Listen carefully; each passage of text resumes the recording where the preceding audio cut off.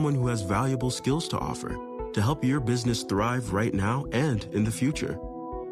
Because the truth is this, Skills First Hiring helps you see talent others miss, like more than 70 million stars, skilled through alternative routes. When you let their story unfold, you gain a competitive advantage because hiring managers who start with skills are 60% more likely to find a successful hire. See the real person, complete. See what others miss. Hire skills first. Learn why it's a competitive advantage at tearthepaperceiling.org. Brought to you by Opportunity at Work and the Ad Council. What's the word, Milwaukee? It's your favorite producer, Meech. Don't just check in. Tap in with Jazz Tyler. Tap in. We are live and direct Monday through Friday, 4 to 7 p.m. And I am your host, Jazz Tyler. This platform is for the youth, the voices of the city. We are here to remind the world that your voice matters. Hit us up, tap in, and let us know what's on your mind because the time is now. Tap in. You're listening to the new 1017 The Truth, founded in partnership with Gruber Law Offices. One call, that's all. 1017 FM, 1510 AM, WGKB Waukesha, and W269DL Milwaukee. A locally owned Good Karma brand station.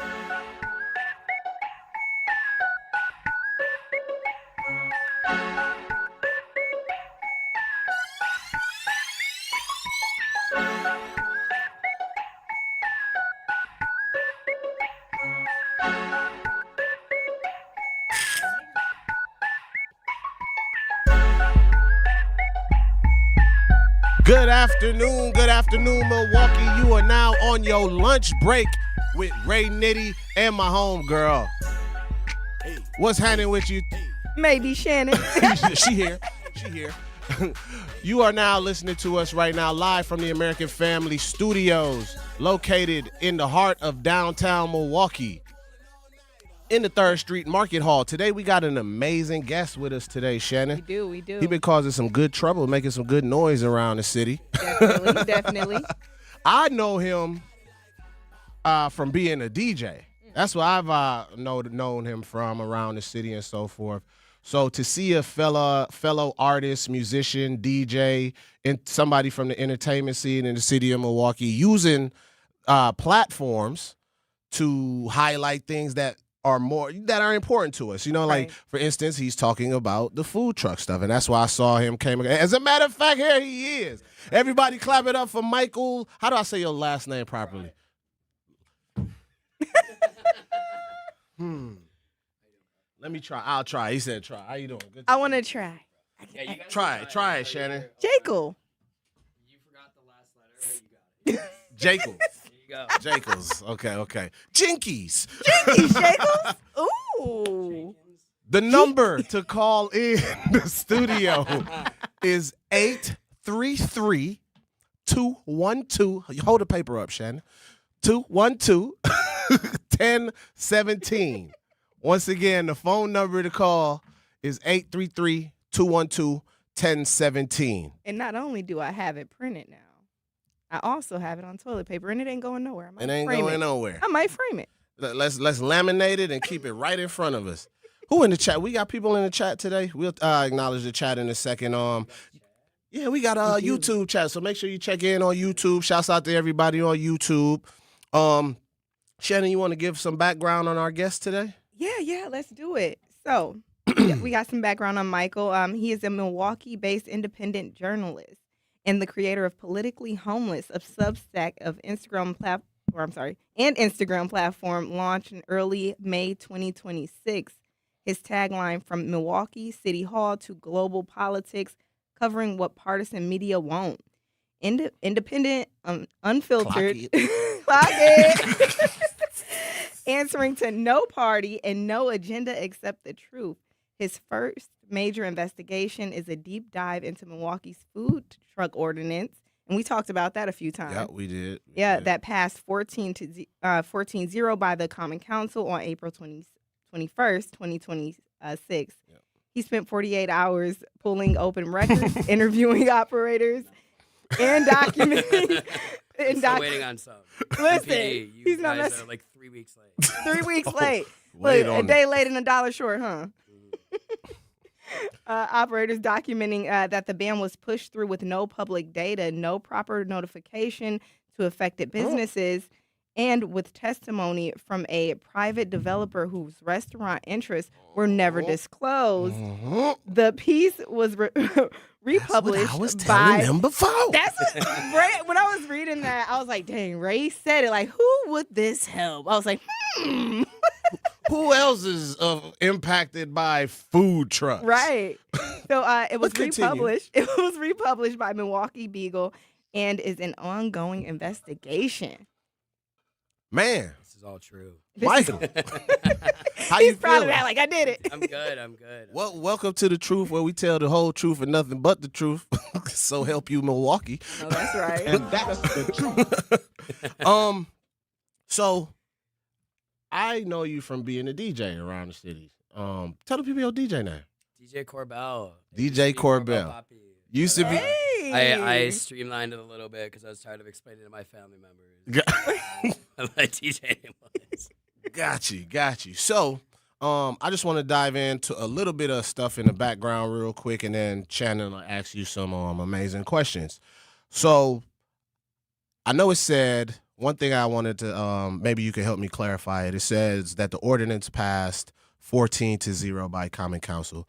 I felt like I saw Alderman Mark Chambers put out a statement saying he didn't support it or something of that nature. Was there any clarifications as to? I think the vote was technically, so there's 14 alder people. Correct. The vote was technically, I think, 13-0 with one either not there. Okay. But, I mean, They it was voted. unanimous. It was you know unanimous. what I mean? It was The unanimous. numbers are relevant. Cool.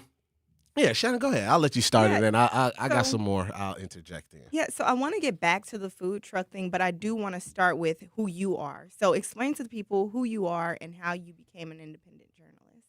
Yeah, so my name's Michael. I just turned 28. I am from Milwaukee County. So I grew up in Bayside, went to school in like Fox Bay or Fox Point, Whitefish Bay. Went to St. Eugene's, went to Dominican freshman, sophomore year. Parents got divorced, moved to Cedarburg, and then went to UW Milwaukee. At UW Milwaukee, my original plan, like half my family are lawyers. So my original plan was I've always been like very politically interested. Right.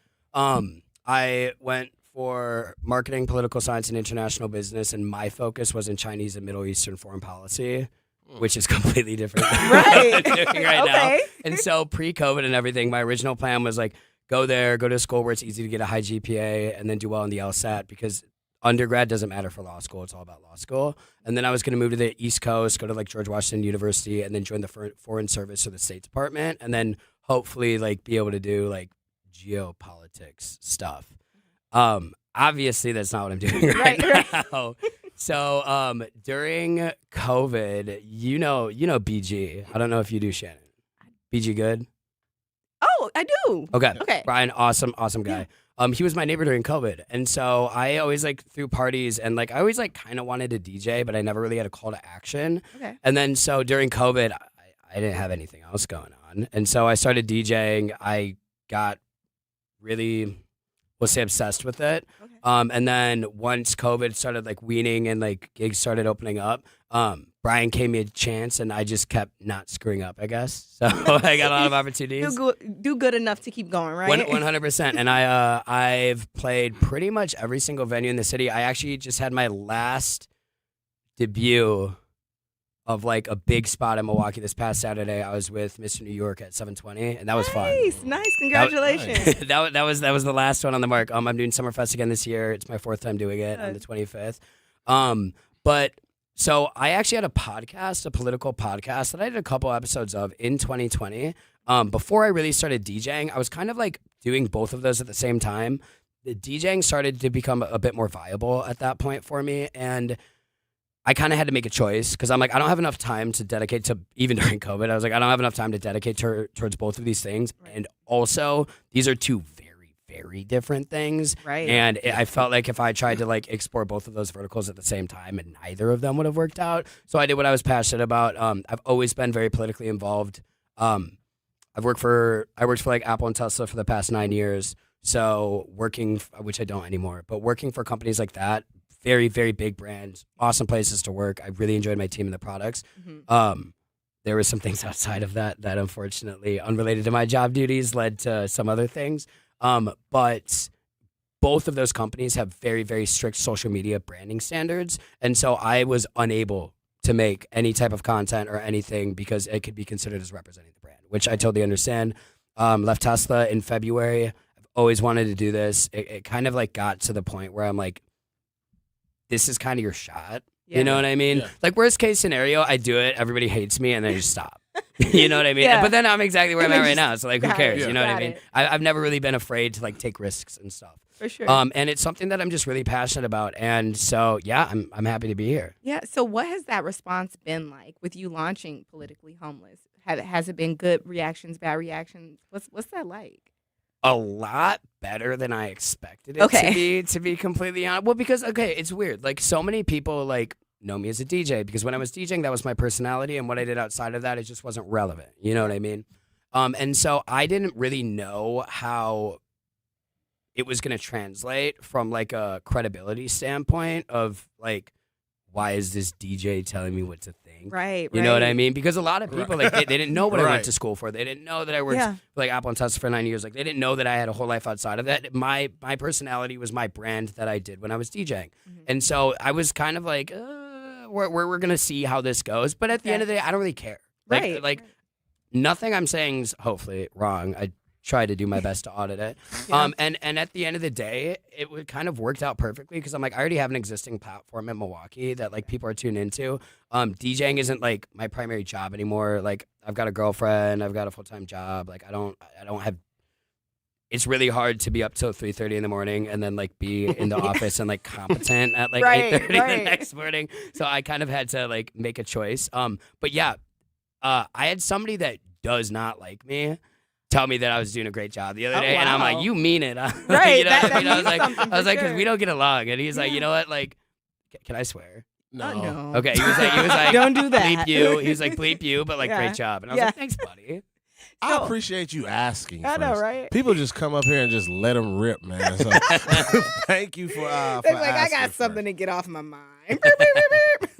So speaking of credibility, has anybody tried to discredit you and bring up like what you kind of talked about? Like, oh, why is this DJ telling me what to think? Has anybody kind of come at you like that? I mean, it's online, so there's always going to be people that are like, whatever. That's where making sure that your reporting is really bulletproof and making sure you're auditing. I will say one of my videos early on, I did mix up the county and the city when it came to the fireworks, and I absolutely got caught out on that. And I looked it up, and I was like, wait, like, no. And I looked it up, and I'm like, yeah, you know, I read that wrong. I'm like, well, it's a great hook. Yeah. So I'm like, I'll issue. It's hard to issue a correction over video, but I was in the comments, and I was like, I'm wrong. Right, but my point's still right, but this thing is wrong. Exactly. So as long as you do it for the right reasons and you have good intentions behind your reporting and you're doing your best to audit the information, people can disagree with you, but like the whole point is like I'm not trying to tell anybody what to think. I'm just trying to let people know what's going on. And if you don't like what's going on, well then like neither do I. So help me out here, bro. You know what I mean? For sure.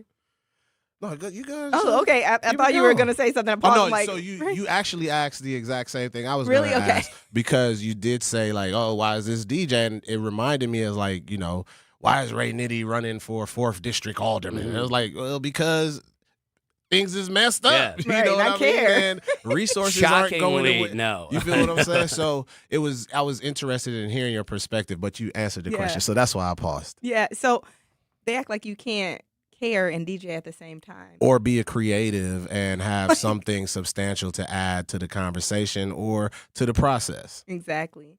But I do have a few more questions for you. We're going to go on break very shortly. But before that, I'm going to ask you to think about this question. What does it mean to be politically homeless? What does it mean to be politically homeless? You are listening to The Lunch Break with Ray Nitty, Shannon, and Michael Leakles. There's a J in there. J. Kells. Yeah, where did you get that from? I was born with it. Oh, I'm coming, Ray. That's like added the Parents. Sorry, man. Hey, I cool. saw the L first, and don't go anywhere. You're tuned in. Happy kids You're heal tuned faster. in. And that's why Starlight is dedicated to improving the mental well-being of sick kids across the U.S. Learn how at starlight.org. Earth Justice is a national legal nonprofit defending the environment and people's health. Until justice stands for all, our lawyers will never rest. More at earthjustice.org/neverrest. Earth Justice, because the earth needs a good lawyer. You've been diagnosed with COPD, but breathing seems to be getting harder. Everyday activities, walking to the mailbox, going up the stairs, talking on the phone take more effort than they used to. You're short of breath more often. Flare-ups are happening more frequently. And slowly, life starts to feel smaller. Is this you? If your COPD symptoms are getting worse, there may be options that can help you breathe easier and get back to doing more of what matters to you. That could mean walking further, spending more time with family and friends, feeling more confident leaving the house, and getting back to the life you want to live. If your COPD is changing, it's time to have a conversation with your doctor. Visit the COPD Foundation website at isthisyoucopd.org to learn the signs of severe and worsening COPD and the right questions to ask next. Take action today. Breathe better tomorrow. Dreaming of owning your first home? Don't settle for a fixer-upper. Build a brand new home with Milwaukee Habitat for Humanity. They partner with first-time buyers to make home ownership possible with little to no down payment and a team that's on your side every step of the way. Even if you're just starting to explore what's possible, they're here to help you take the next step. If your household earns between $55,000 and $90,000 a year, you may qualify. Visit MilwaukeeHabitat.org to learn more. People don't realize that glaucoma is one of the leading causes of blindness. Because there are often no early symptoms, nearly half of those with glaucoma may not even know they have it until vision loss has occurred. I was diagnosed with normal tension glaucoma in July of 2020. And what we found out at that point was I had already lost 40% of my sight. And you think it only affects people that are, 75 or older, retired, grandparents, and that's not the reality of it. I didn't think at all glaucoma was going to affect me because I didn't know of anyone that had glaucoma, no one in my family. When you have glaucoma, you can't get back that sight that you lost. And so early detection and treatment is vitally, vitally important. Don't miss life's most beautiful moments. Schedule an eye exam today. National Glaucoma Research, a Bright Focus Foundation program, offers free resources and tips for healthy vision. Learn how to protect your sight at stopglaucoma.org.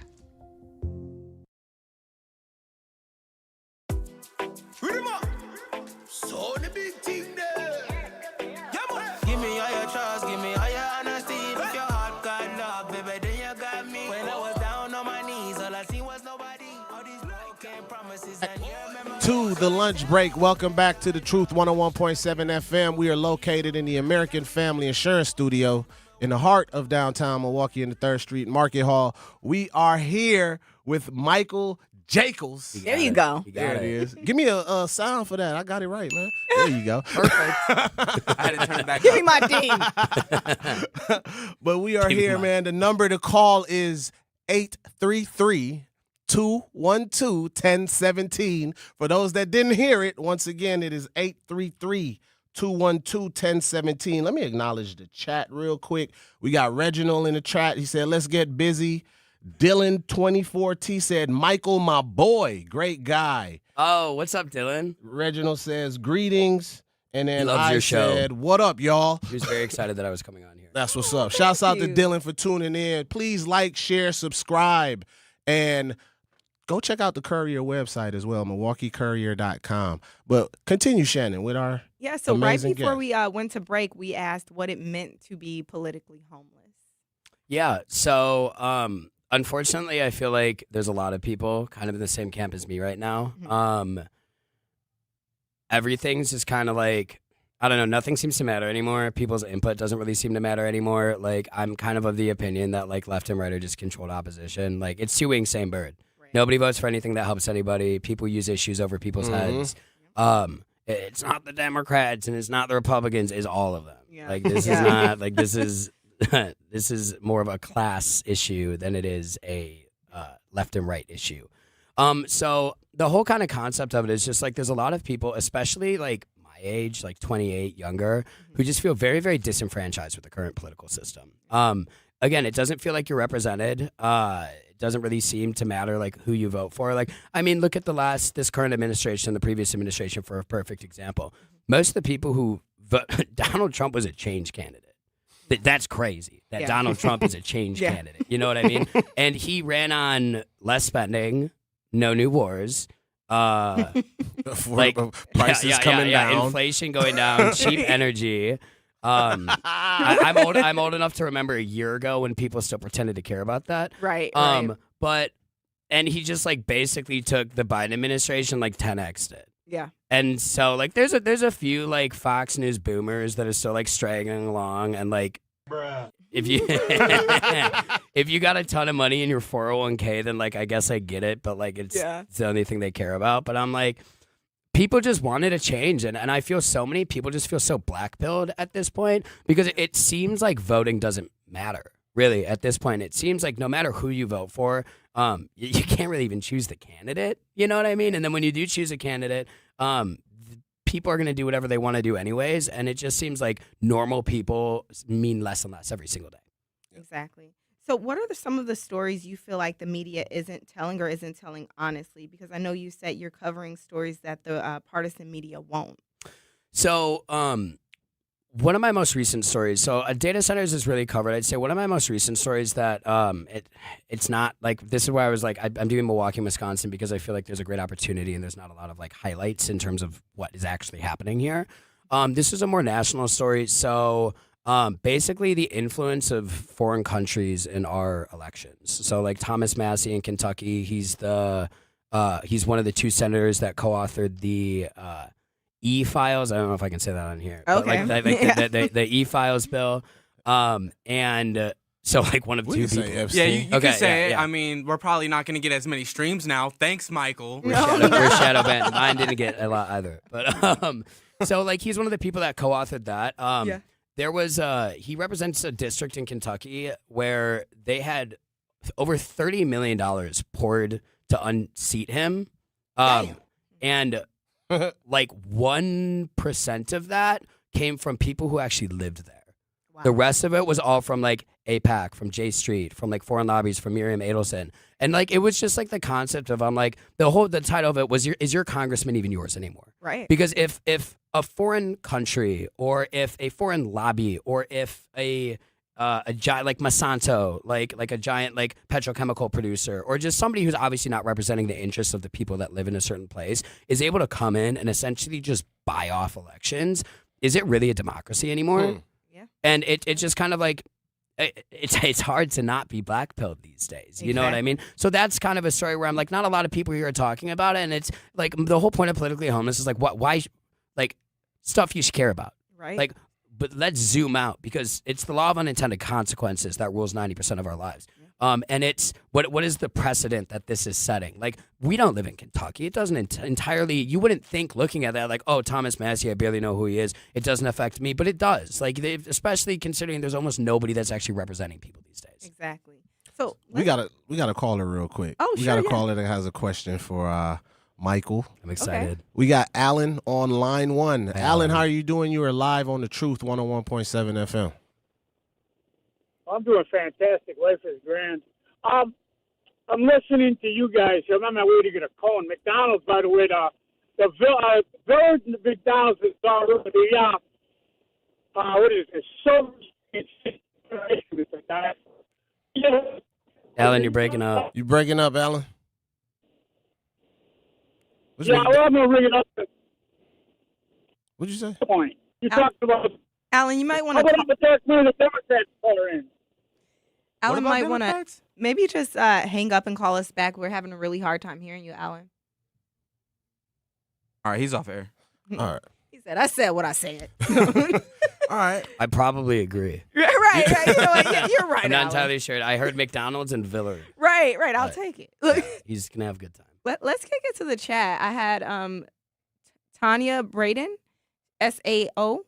She said, I just stumbled on your stream this morning and been soaking it up all day. Big love and shout out from the other M town, Memphis, Tennessee. I love Memphis. We have Reggio. Reggio 17G. Yeah. Lunch break through love is the healing and deliverance power in our lives. How's everyone? We are love. That's what's up. That's what's up. We are love. That's what's up. I feel the love in the room. Let's get into this real quick. Yeah. Michael, because I'm extremely interested in this about the food truck stuff. Can we get a deep dive into this, right? So on April 21st, 2026, as you heard us say earlier, Common Council voted to restrict the food truck operations in downtown entertainment district to 10 p.m. cutoff. That makes no sense. But anyway, Alderman Robert Bauman was the sole sponsor. The sole sponsor. What was his name? Frank? Robert Bauman was the sole sponsor. Michael spent 48 hours, as you know, pulling the records. That is not a fun thing to do, to make open requests. No. Oh my God.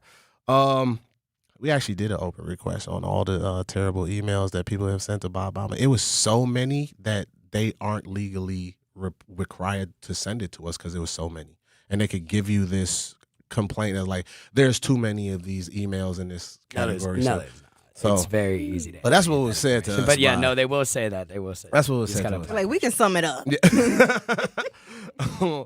The primary basis was verbal eyewitness testimony from MPD officers, no statistics. A private developer with restaurant interests testified in support of the ban, but concealed those conflicts. The most affected food truck operator, Alma Juarez of Tacos Alameda on Water Street, was never officially notified of the hearing.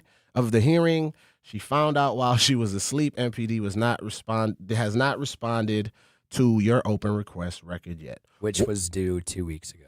Walk us through the food truck story. What happened? So I saw the food truck article come out, and I was like, this is another stupid idea. And then my homie DJ New Style sent me your post. He was like, man, do you remember, bro? You know, bro? Like, man, what you know about this, bro?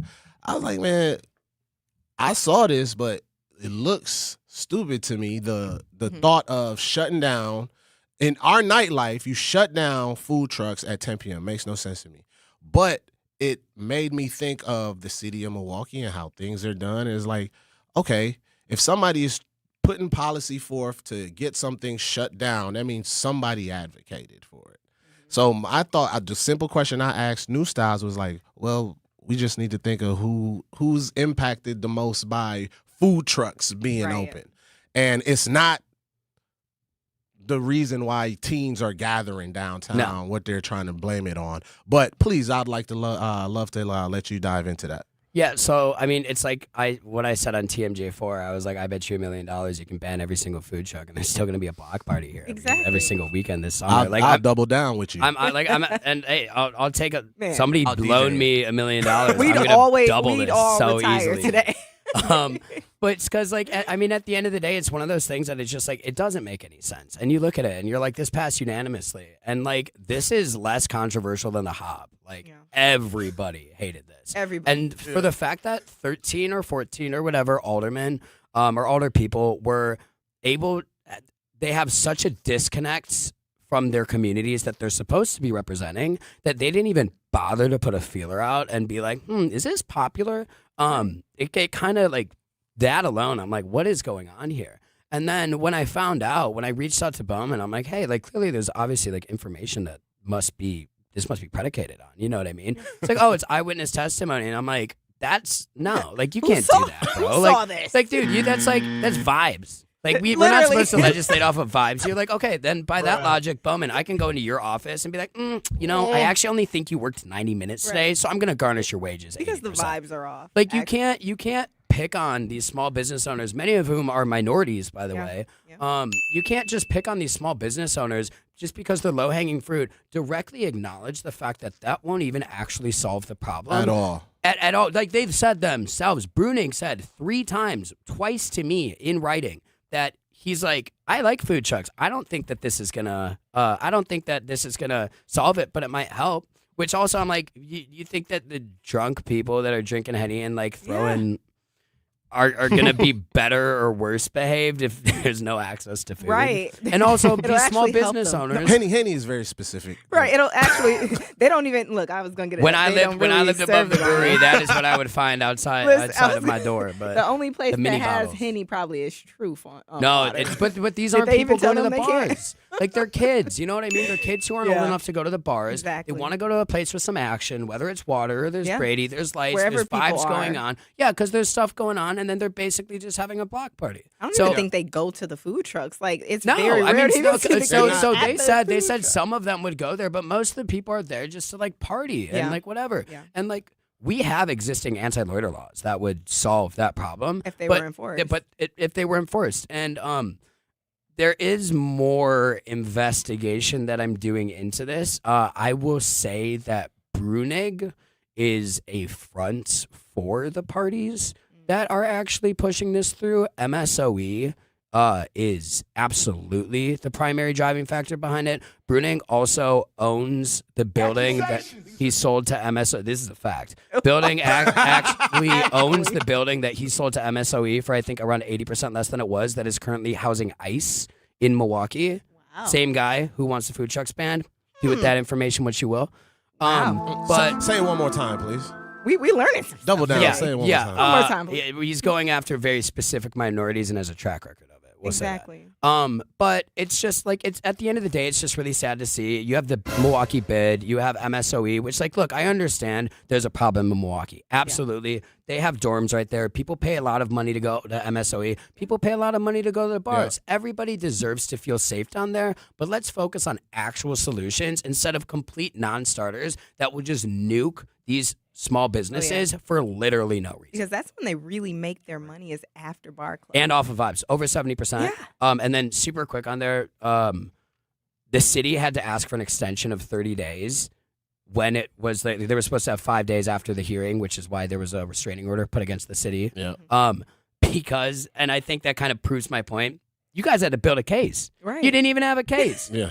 Like like Milwaukee already has so many businesses closing, dude. You can't you just want to keep going after more small businesses just so you have Especially something to downtown. talk about at cocktail parties instead of actually do your job. Destroying our downtown. It's disgusting. Destroying our downtown. We are going to be right back. Do not go anywhere. You are listening to The Lunch Break with Ray and Shannon on Truth 101.7 FM.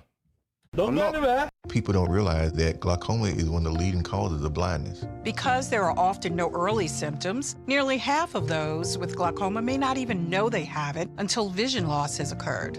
I was diagnosed with normal tension glaucoma in July of 2020. And what we found out at that point was I had already lost 40% of my sight. And you think it only affects people that are, 75 or older, retired, grandparents, and that's not the reality of it. I didn't think at all glaucoma was going to affect me because I didn't know of anyone that had glaucoma, no one in my family. When you have glaucoma, you can't get back that sight that you lost. And so early detection and treatment is vitally, vitally important. Don't miss life's most beautiful moments. Schedule an eye exam today. National Glaucoma Research, a Bright Focus Foundation program, offers free resources and tips for healthy vision. Learn how to protect your sight at stopglaucoma.org. When I was diagnosed with Hodgkin lymphoma, I had so many questions. I didn't even know that it was cancer. Now I do. It is cancer. Blood cancer. It's actually one of more than 100 different types, and they're all treated differently. Now, unlike some other forms of cancer, usually there's no tumor. You can't screen for it to prevent it, and the symptoms can look like other things, so it could be hard to diagnose. I had a fever for weeks. I was so tired all the time. I didn't feel like eating or doing anything else for that matter. And I know that this can feel scary. But if you know what to look out for, you'll know what to tell your doctor. And you'll feel more empowered to take the next steps. Like getting in touch with the people who know the ins and outs and can help with everything blood cancer related. Blood Cancer United. They work one-on-one with each person who reaches out to answer questions and offer resources. Blood Cancer United was there for me, and they can be there for you. Go to bloodcancerunited.org to learn more. 70 million people in the U.S. have learning and thinking differences, like ADHD and dyslexia. Each has their own story. This is ours. At first, I thought it was just a phase. Then schoolwork became a struggle. Emotions got bigger, and my kids started falling behind. I felt alone, like I was lost in the dark trying to find answers. Then I learned about Understood.org, a nonprofit empowering parents and kids like us. It was like we had a light to show us the path ahead. Whenever new challenges came up, their guidance helped us figure out our next step. We still have tough days, but now we have direction. And I have the tools and resources I need to help my child thrive. No matter where you are on the path, Understood can help you keep moving forward. Visit understood.org/yourpath today.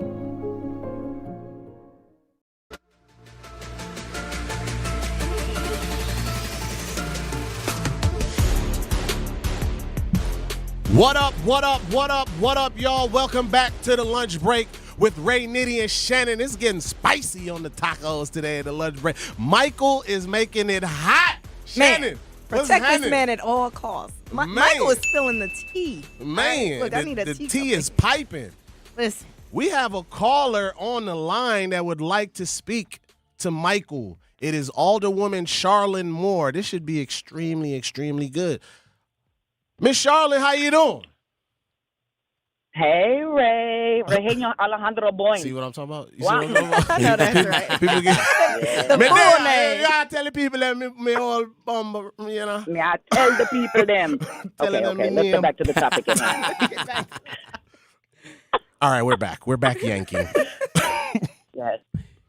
Well, listen, first of all, thank you all so much for just taking my call. I really appreciate it. I tuned in and was listening to the conversation, and I just wanted to clear some things up, particularly just for myself.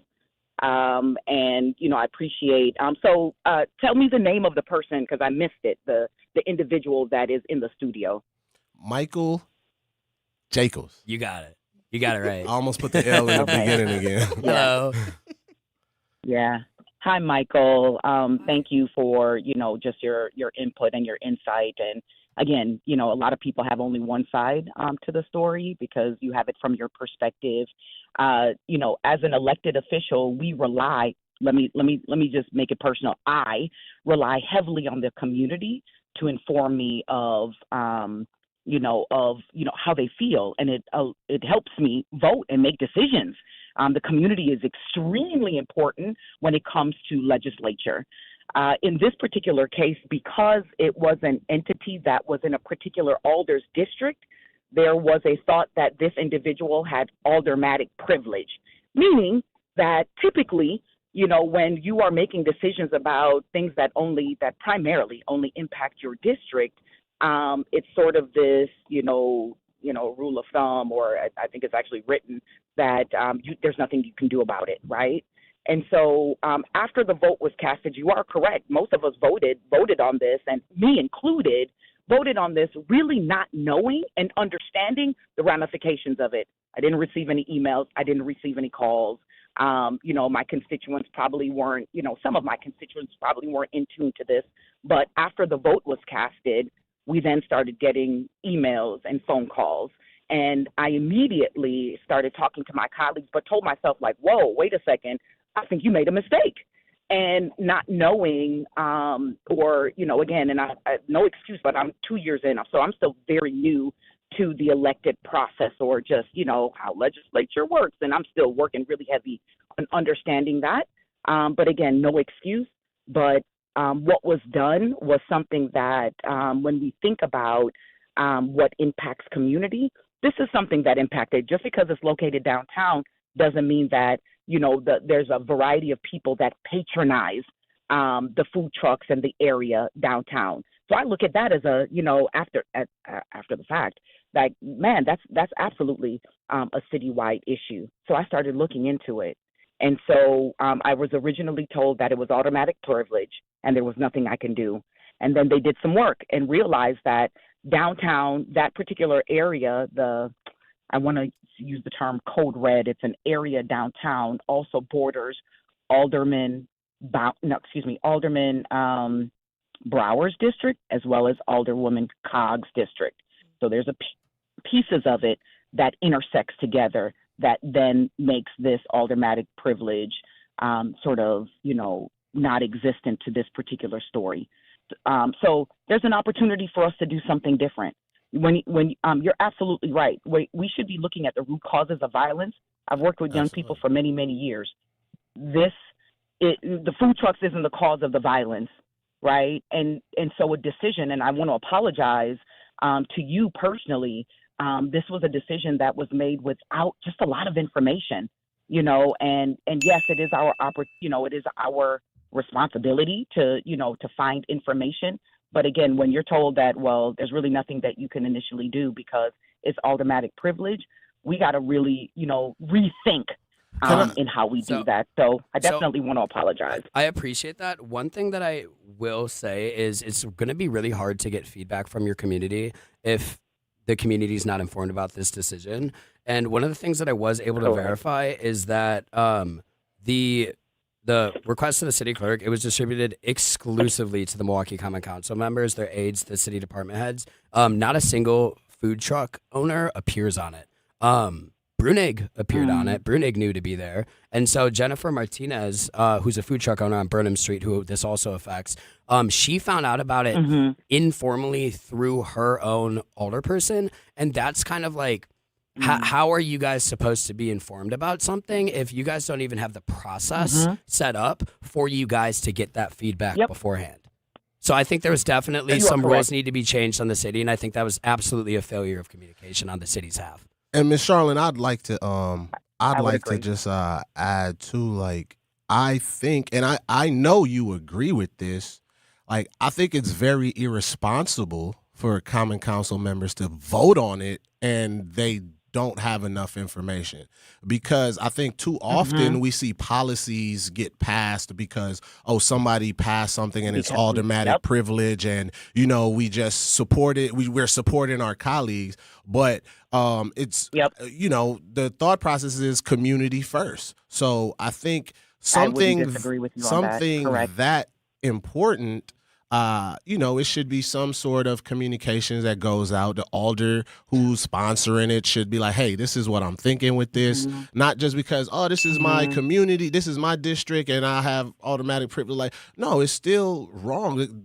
That district impacts in so many ways the whole of Milwaukee, the city of Milwaukee. Yeah. So I think it shouldn't just be automatic privilege. And I think it was irresponsible and premature to take up a vote on something that, and I respect you so much, Ms. Charlotte, for even having the courage to call up here and that's say more than what these most things. people have done. So that's straight up.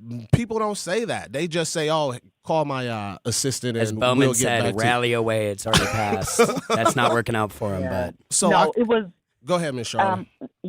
Go ahead. No, go ahead. Finish your thought. No, I was just saying it's good to hear you call and proactively take responsibility and say, hey, we didn't have enough information and we casted a vote, and I apologize on that. I think that is amazing. I don't think I've ever seen anything like that before, but I'll let Michael chime in. Yeah, so yes, please. I mean, definitely there's obviously an opportunity here, and there was absolutely, I appreciate you recognizing that there was a failure of communication. When I reached out to the Inspector General about the failure of communication, like, oh, well, all of the necessary processes were followed, and I'm like, well, then you guys have bad processes, because obviously the people, again, like this is less controversial than the hop. Like, I have not seen people this unified, outside of a church in a very long time, and so there was obviously a failure of communication and investigation, but I really do think that kind of comes back to the main point that this decision wasn't made in good faith of a representative democracy. Like, this decision was made by MSOE. This decision was made by the Milwaukee BID, who were CC'd on Bowman's responses to me, and his official automatic responses to me. And I think that kind of represents everything. Like, the fact that he's rally away, I don't care. And I'm like, well, I mean, it's your job to care. And especially if you're just nuking these small businesses, especially from like these immigrant families, especially considering Brunig and MSOE's participation in certain things that are going on. I just think that it is just kind of a failure of democracy, and it's really sad to see. But I do appreciate you actually reaching out and you actually caring enough like that. This is what you want to see. People make mistakes. Stuff happens. This is the difference between you and Bowman, is that you actually care and you want to change this. You want to write this because you realize this is not representative of the community. And I hope that you either he can find the light or you can shine brighter. I'll put it that way. Yeah, and so, this is where policy comes in, so after the vote, it was, and I got the emails and I was like, oh my God, why isn't there something in place that for anything that's, I'm not talking about a stop sign, right? Those are the things that are specific to, that communication goes specific to the neighbors in that district, et cetera. I'm talking about, when there is something that impacts community, what is the mechanism for us to do something? So, and all of that. So when the not Attorney General, our Inspector General said, well, procedures were followed, and our attorney would say the same thing. Well, procedures were followed. I realized that, well, exactly what you just said, Michael. There are bad procedures that are in place, and so when we realize that there are bad procedures in place, we then have to go in and change it, right? So that's a part. That's a part of the process. The other thing is, it's okay. I don't get embarrassed. Like when I'm wrong and I make a mistake, I own it. And I say, you know what? I apologize for it. And how do I make it right? Right. And that's how it should be, especially in politics. That's exactly how it should be. None of us are perfect. None of us. And you all have to understand too, that the council is very new. Almost half of my colleagues except Bowman are, upwards of maybe, in their second term. I'm in my first. There's about 3 or 4 of us into our first term, right? So a lot of us are fairly new. So we're just sort of learning, as we go. But when we see something that's not right and we make a decision that's not right, we should be able to say, my bad, let's figure out how to make it right. And I don't care about people's feelings. At the end of the day, this is about our community. This is about the people. We have to learn to put people first. So that's what we're going to work to do. And I hope that I can get the community support as we I think you got it. I think anybody wanting to win a re-election campaign, literally just be like, yeah, this is bad. Yeah. It's like, I'm giving you free ball right here, free game. You are listening to The Truth, Miss Charlene. Pleasure speaking to you. Thank you, Miss Charlene, for calling in and giving us that perspective. Once again, I think it speaks a lot of volume for you to take ownership on that, on something you didn't sponsor, by the way. But I just want to say thank you, and I just hope some of your colleagues see that type of leadership and follow suit as well. You are listening to The Truth 101.7 FM with Ray and Shannon on the lunch break. We have Michael Jekyll. Almost. Damn.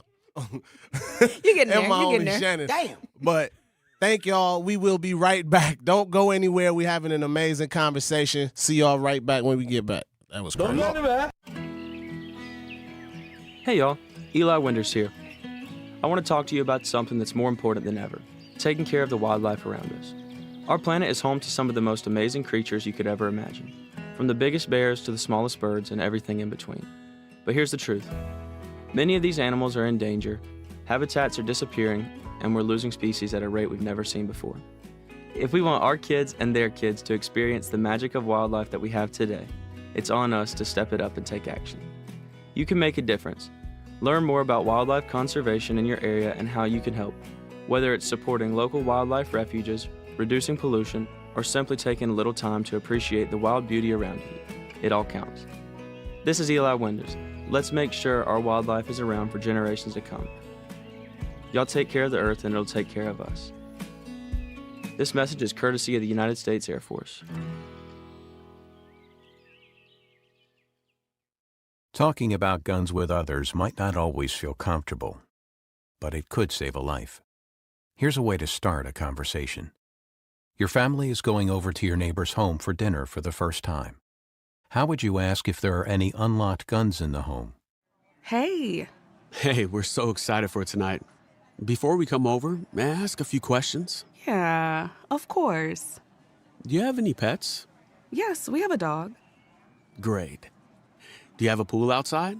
Nope, just a big old backyard. Nice. Another question. Are there any unlocked guns in the home?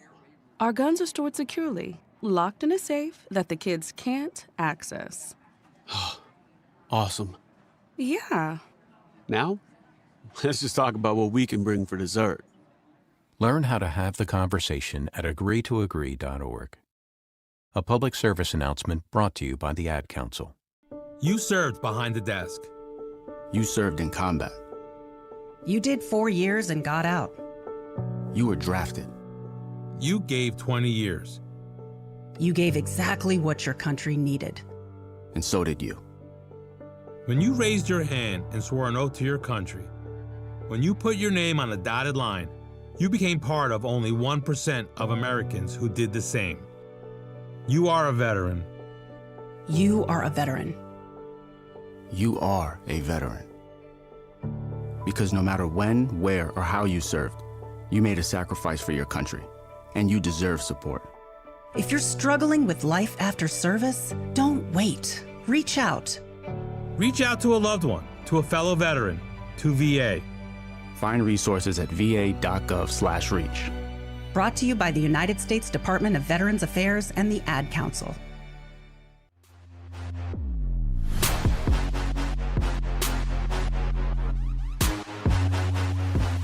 Welcome back on the lunch break on the Truth 101.7 FM, located in the American Family Insurance Studios in downtown Milwaukee at the 3rd Street Market Hall. I am here with my amazing hosts. Hello, I'm back. I'm maybe Shannon, we're back. And we got, say his name so I don't mess it up, please. Michael Jacobs. You got it. Yeah. Look, you laughed right. too early. Now what? Man, I know we don't got much time, but I just wanted to give you some space, Michael, to share anything else that you have going on. A point that you probably didn't get to finish up. That was an amazing interaction and phone call from Alderwoman Moore and yourself. So I truly appreciate that. So I just want you to take us home. Yeah, thank you. So the entire point of what I'm trying to do with this brand is just get people informed about what's going on. Everything is so chaotic now. The sky's falling. It kind of is. But it's by design. Like the whole thing is if everything is the end of the world and everything's chaotic and there's corruption everywhere, it gets very overwhelming and normal people they're like, I can't take it. This is too depressing, and they shut down. But that's what they want people to do, because if people aren't paying attention and they're like, it's too much, then they continue to get away with what they want. My goal here is not to tell anybody what to think. If I do that, it'll be an opinion piece. I just want to give people the information so that people can actually know what's going on. And hopefully that will affect positive change, just like it did in the case of the food trucks. Yeah. Like, especially, and it's much harder to clean your room before you fix the world, you know, and how people say that. And so, like, I was looking at these, like, national issues and, like, geopolitics and stuff, which I'm very passionate about at first. But I'm like, I'm a small content creator. I can't make any impacts over this. People always vote in the presidential elections, but they don't vote for their alderman. They don't vote for their common council. They don't, like, people aren't. I don't even know what they do. Exactly. And, like, people don't, they're not incentivized to care at a small level. And also, it's not easy for them to care at a small level. You have to go out of your way to care about stuff like that. And it gets to the bigger picture of what I'm trying to do with this brand. It's just kind of like reignite passion for like Plato had a saying where it's like the problem with not participating in politics is that you're ruled by your lessers. And that really hits home. And like the people who are in charge locally all the way up to federally, like they're just obviously not represented. I don't think there's many happy people on both sides. And they're not very representative right now. And like the whole point why I went into it is like it breaks my heart to see people here afraid. Kids getting taken out of schools, kids getting separated from their families, kids getting bombed overseas, done in my name with my tax dollars. Like families getting destroyed, people getting displaced, people losing their houses. For what? Like for no reason. Like my girl is at basic training right now. She's in the armed forces. She joined to help her family out. And it's just really hard to see how many people have, like, I've had friends who have died in the armed forces. It's really hard to see people who have given everything for this country and then these politicians just coming in and just steamrolling any sense of what the American spirit is supposed to be about actually caring about people, about, oh, well, why don't we just bomb that country? Because that's not what America's supposed to represent. Like, we're supposed to be better at that, whether it's at a local level, whether it's at a federal level. And just to see how, like, we're getting dunked on by Iran and North Korea right now. Like, you are not the good guys if North Korea can come in and make some clout off of your name. You know what I mean? Yeah. And most people here are good, and most people here don't want that going on, but people don't really have a voice. People don't feel like they have any agency anymore. Like, it really does, unfortunately, feel like democracy's dying. And it got to a point where, like, I just couldn't sit by anymore, having the opinions that I have, caring as much as I care about it. I don't know how big of an impact I'm going to be able to have, but I have to try. Because not trying is going to guarantee that things keep going the same way that they are. And whether it's data centers or whether it's Israel or whether it is digital IDs or like the cost of living, people can't pay their rent, people don't have health care, but we can bomb people overseas and pay for other countries' health care. Yeah. Like, it's just, we've completely lost our way as a country. People are divided on purpose, and I just think it's such a cliche thing to say, but we really have so much more in common than we do have apart, and we really just need to start getting involved at a local level and start representing people who are actually willing to represent us for once. Start looking at policies. I don't care about the people, dude. This isn't a sports team. It's not supposed to be like, go Bucks. You know what I mean? Like, no, if they're not doing right by you, then vote them out.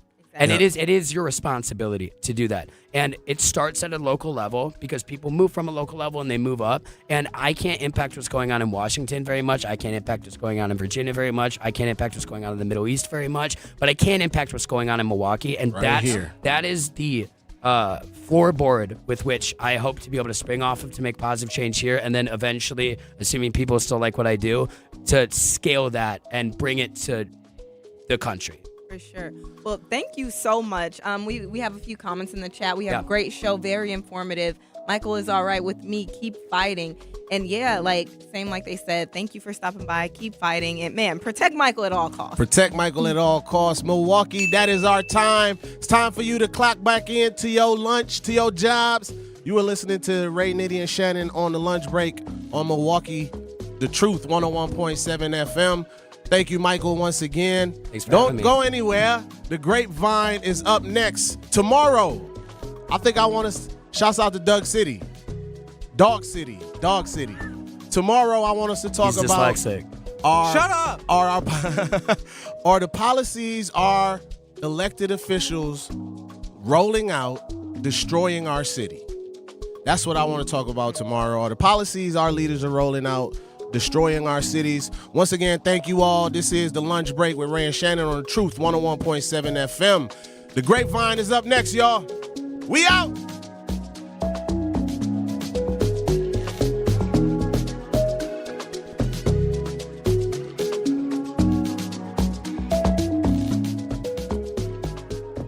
Prizes, exclusive experiences, even cash money. You want it? We've got it. Find a list of all contests and official rules by